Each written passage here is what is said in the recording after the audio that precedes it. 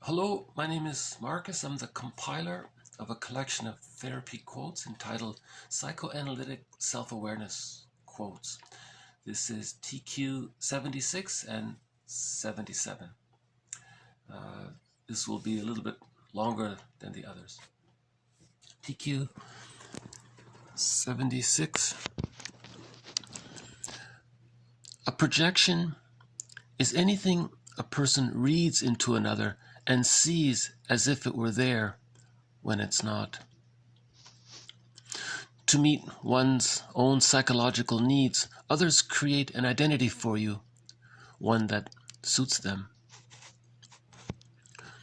Whether they unconsciously invent a picture of you or merely exaggerate traits you already have, you are up against the projection. Due to the comfort of consonance, people have a strong need to see themselves as logical and consistent in what they do and think. It's uncomfortable for someone to feel that he has been wrong or acting erratically. And so the tendency is to find evidence in favor of what one already believes. Typecasting and hurtful humor are clues that projection may be taking place. The hardest projections to deal with are those that fuse with reality. There are elements of truth in what the other person sees, but he's blown up these truths or isolated them from the rest of your character. There is a lot of you that he is not seeing. Seeing others or the world with all X or all Y thinking, feeling overly judgmental, repeatedly making the same mistakes, fear of growth, overly exaggerating a positive trait, noticing what you are missing in life. Your own projections can cheat you out of many of the good things in life. You can't enjoy what you can't see, including love. Projection is an operation whereby qualities, feelings, wishes, or even objects which the subject refuses to recognize or rejects in himself are expelled from the self and located in another person or thing.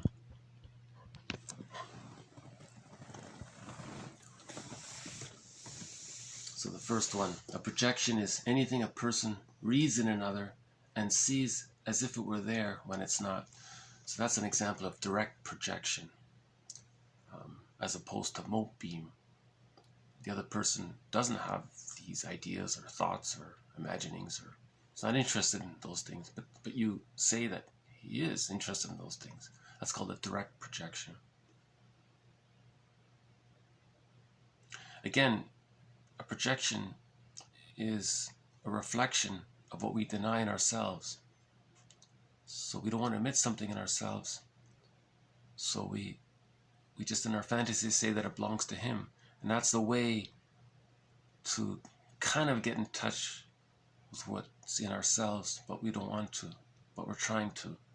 So there's the positive intent. And that's the motto. Every man is my mirror. Okay, so that person unwittingly is a mirror. And Lachlan calls this the mirror defense, because you're defending against the anxiety of this trait or belief. So you created a mirror, and that's your defense. So you separated it, and you can convince yourself it's not yours. Right. The next one is to meet one's own psychological needs. Others create an identity for you, one that suits them. So that relates to the third reason why we use projective identification.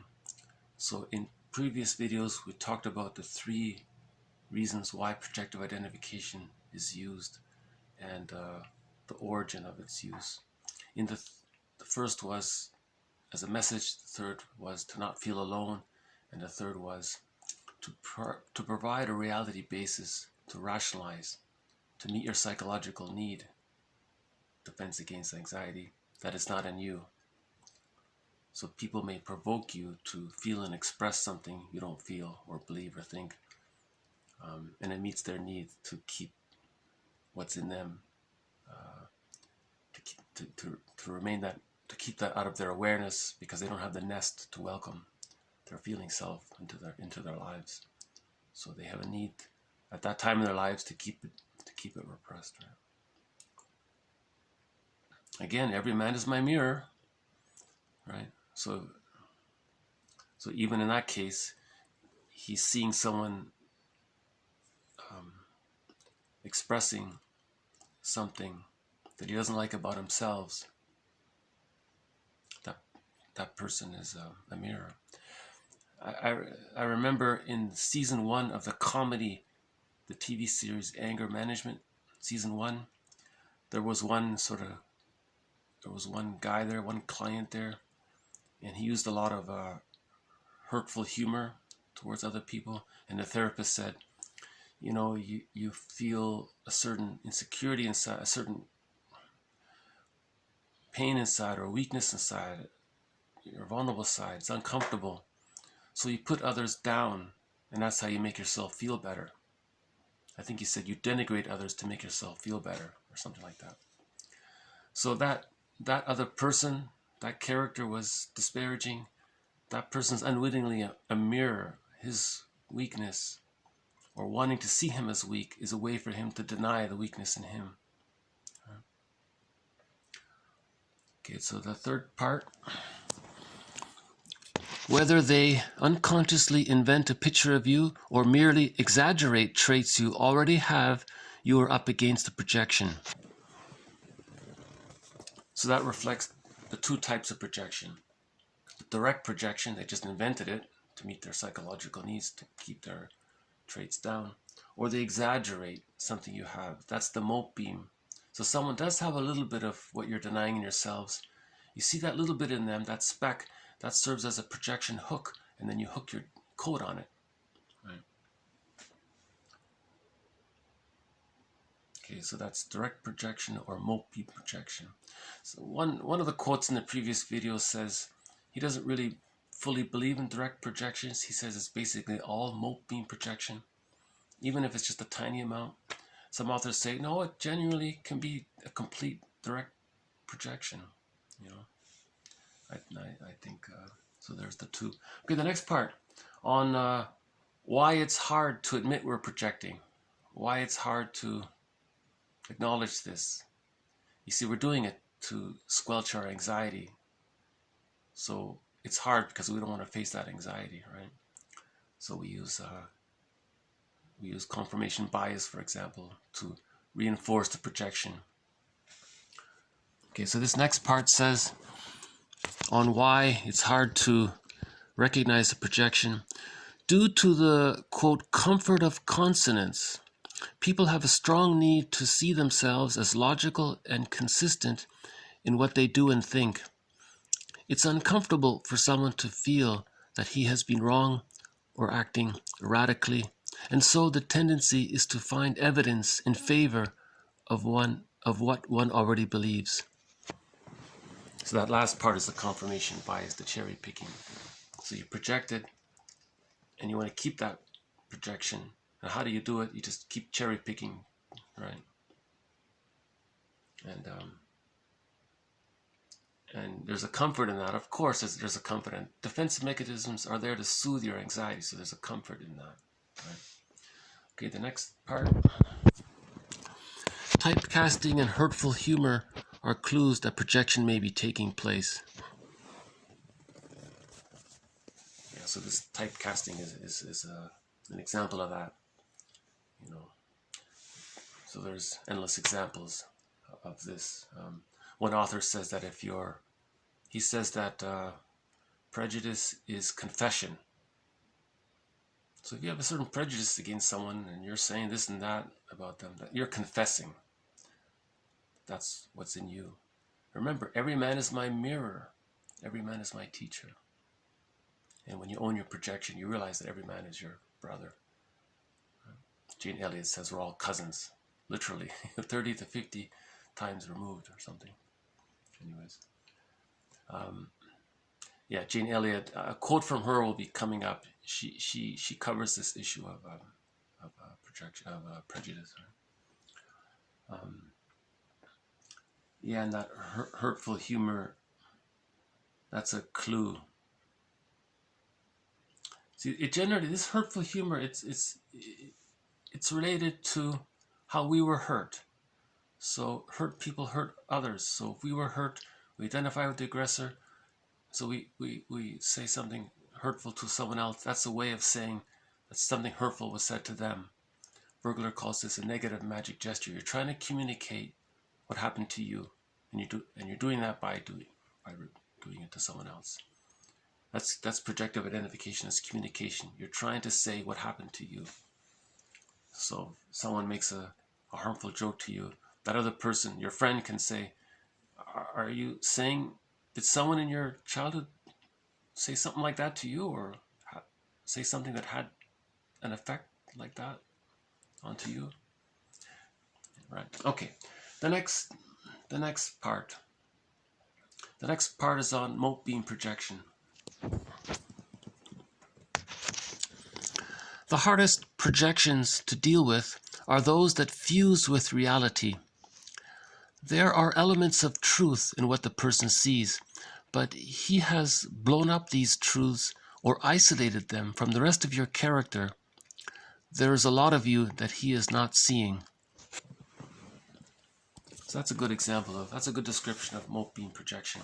There's a there's a previous video entitled Mote-beam projection. May I refer you to that one?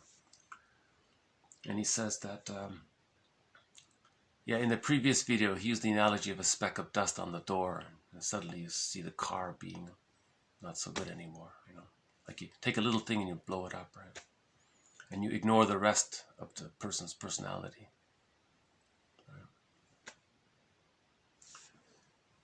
Okay, the next part was on clues or signs that you're using projection. So if you want to ask yourself, how do I know if I'm projecting? These are maybe aspects to tell you that you're projecting. Seeing others or the world with all X or all Y thinking. Feeling overly judgmental. Repeatedly making the same mistakes. Fear of growth. Overly exaggerating a positive trait. That's golden projection. Noticing what you are missing in life. Your own projections can cheat you out of many of the good things in life. You can't enjoy what you can't see, including love. That last example relates to yesterday's video on the golden projection. So if you see someone else in contact with their real self, and they have access and they're enjoying the capacities of the real self, and you see that, and you know, if you admire that, that's emulative envy. That's see, every man is my teacher. So he's teaching by example. So you emulate that. You're inspired by that. It reminds you that, and if you accept that, that means you acknowledge that you have an egg in you, and you have a real self. It may be expressed differently, but everyone has that real self in them.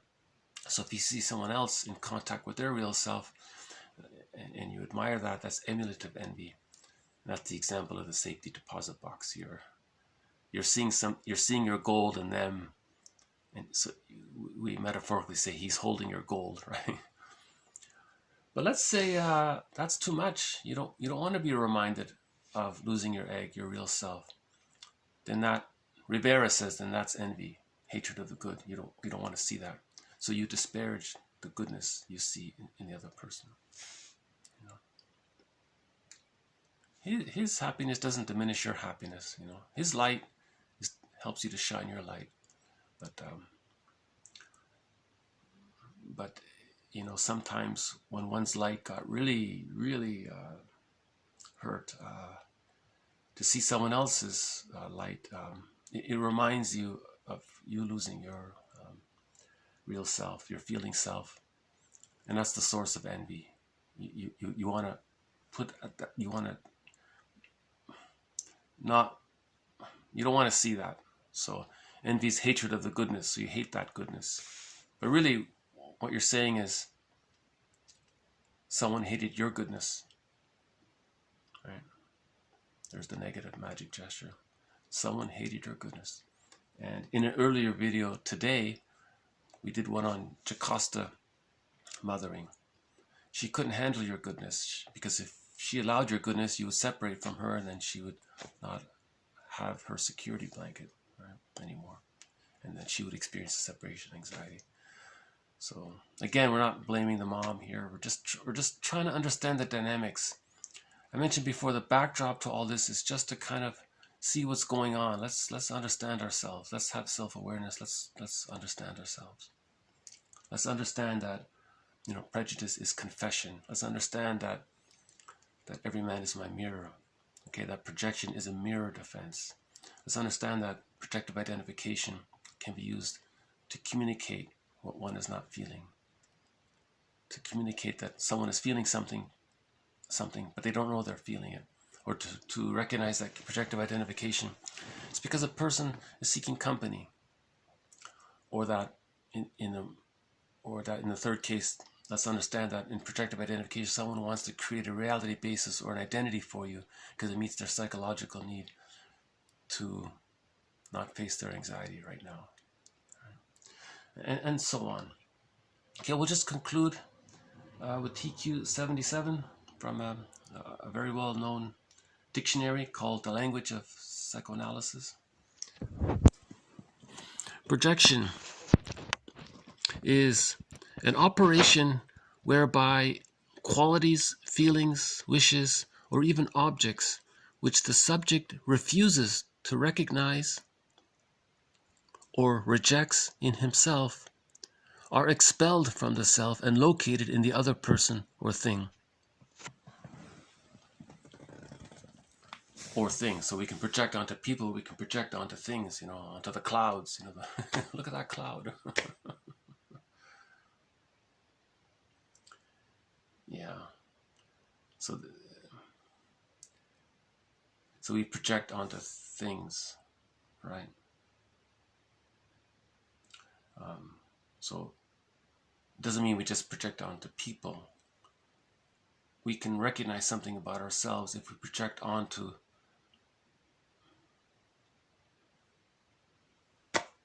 anything other than a person, whatever that may be, right?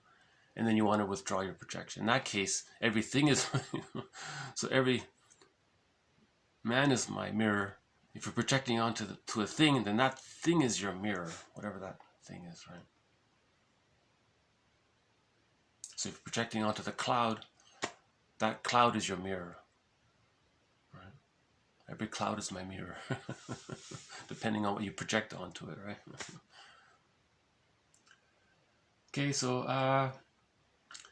rationalization was a huge one. TQ 761, I think. TQ 61, and all these different quotes along the line on projection. These two being TQ 76 with its many parts and TQ 77. You know, those two are really ubiquitous: projection and rationalization. Right? So this topic of projection will come up. May we all look in the mirror of whatever we're projecting, and may we be honest with ourselves and see how what we're projecting belongs to ourselves, so that we can integrate this aspect, own this aspect, work towards the personal synthesis to reach whole object relations, right? Which is the nest, which releases the egg and the capacities of the real self. And from that egg is the bluebird of happiness as well, right? I haven't seen the blue jay in a while. Maybe he'll come next time. So I'll pause it here. Thank you for your attention, and hopefully this has sparked your interest and curiosity. all of these quotes in these videos are posted below. You know, the ones with audio only, I didn't post the quote. You see, if you want the complete collection, you know, there's a link about that. But the videos with me speaking, they will include below the actual quote, so you can refer to it. All right. Thank you again. This has been on projection, direct projection, Mote-beam projection, projective identification, why it's hard to own our projections, how to recognize if you're projecting, and